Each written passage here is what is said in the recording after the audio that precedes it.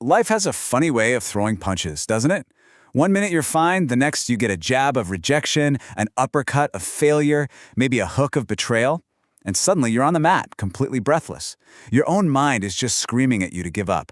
But what if those punches weren't the end of the fight? What if they were just the beginning of your comeback story?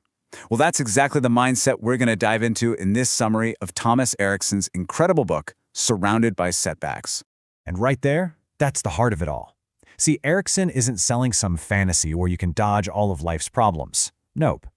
Instead, he's handing us a playbook on how to absorb the impact, get back on our feet, and use the very force that knocked us down to come back even stronger. It's all about harnessing the energy of a crisis. So Erikson starts off with this, a brutally honest welcome. He talks about that moment he calls hell. And you know what I'm talking about. It's when your big project fails, your relationship ends, and your car breaks down, all in the same week. It's not just one setback, it's a full-on storm, a total system failure where you feel like the entire universe is conspiring against you. And this, right here, this is the pivot point. Look, feeling overwhelmed in that moment is totally normal. Erikson says that's part of it. But getting stuck asking, why me? That's a trap. The only question that actually matters, the one that gives you your power back, is, okay, what now? This is where your comeback story truly begins. To figure out your what now, you've got to first understand your who now.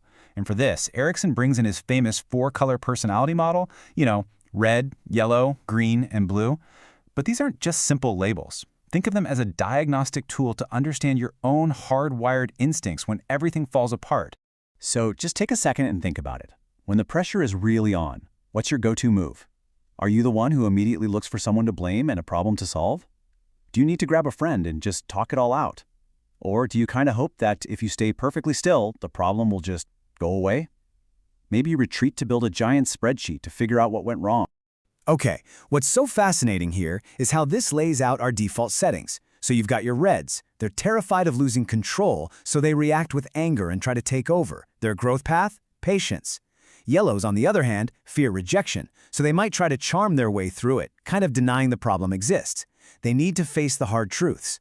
Greens, they can't stand conflict, so their instinct is to freeze. Their biggest challenge is just to take action. And then there are the blues, who are so scared of making a mistake that they get stuck in analysis paralysis. They need to learn to value action over perfection. See? Knowing your color is knowing the exact trap you're most likely to fall into. This is such a critical reminder, especially today.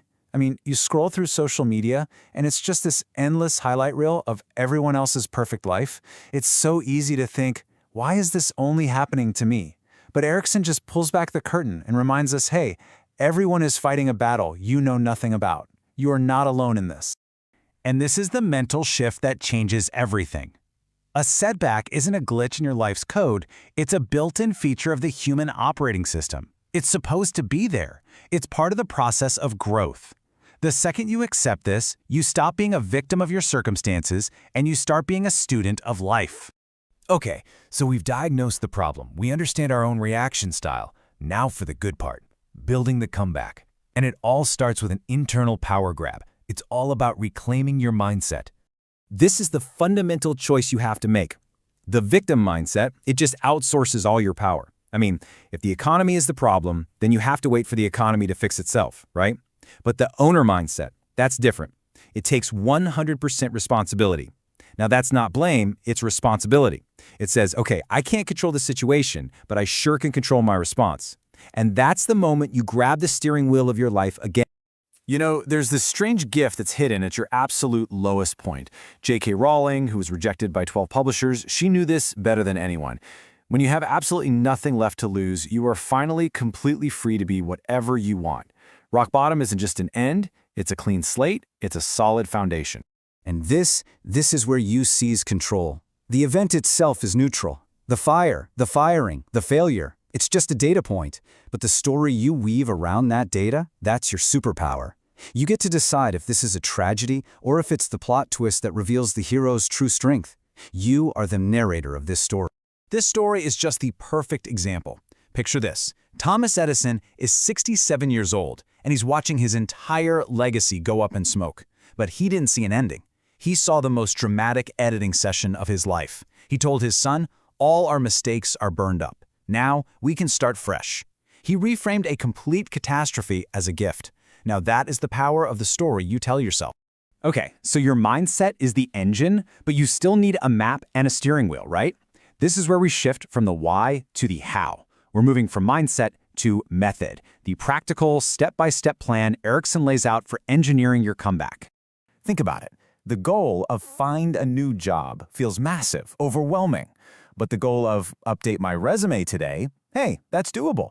Erikson's approach is all about creating this positive feedback loop. Each tiny little win sends a signal to your brain that says, hey, we're moving forward. We can do this. And that builds momentum, which is the ultimate antidote to feeling stuck. To make sure you don't repeat the same mistakes, you have to perform an autopsy on them, but without all the emotion. This little 3-column exercise is just brilliant. It forces you to separate what you couldn't change, like a sudden market crash, from what you could, like maybe not listening to customer feedback. And column 3, that's where the magic happens. That's where you find the lesson. It transforms failure from a final verdict into a lesson plan for the future. You know what our first instinct is in a crisis? It's usually to isolate ourselves, right? To hide what we see as weakness. But Erikson argues for the exact opposite. True strength isn't pretending you have all the answers. It's having the guts to admit you don't. Asking for help isn't giving up. It's recruiting allies for your fight. So, you've shifted your mindset, you've made a plan, and you've gathered your support system. Now comes the transformation. And Erikson uses this incredibly powerful metaphor of the phoenix, that mythical bird that is reborn from its own ashes, to describe the final stage of a true comeback. This is the ultimate goal. We're not just aiming to bounce back to where we were before. The goal is to become something more, something that actually benefits from chaos. The key concept, the thing we're shooting for, is to become anti-fragile. It's a term that was coined by the author Nassim Taleb, and it's a level way beyond just resilience. See, resilience is about enduring hardship. Anti-fragility is about using hardship as a catalyst for growth. You don't just bounce back, you bounce back stronger. This comparison just makes it so clear. A stone takes a hit from a hammer, and if it's resilient, it just remains a stone. But a human bone, when it fractures and heals correctly, it actually develops thicker, stronger calcium deposits right at the point of the break. The stressor literally made it more powerful. That's the goal for us, to let our setbacks become the very points where we are now strongest. And in the end, that's what it is. It's a battle between two forces, the storm raging outside and the fire burning inside you. The storm will always pass, but that fire, your purpose, your will, your attitude, that's what you control. So feed that fire, protect it, and let it light your way out of the dark. And that, right there, is the ultimate takeaway. After the fall, after the fire, you're the one left holding the pen.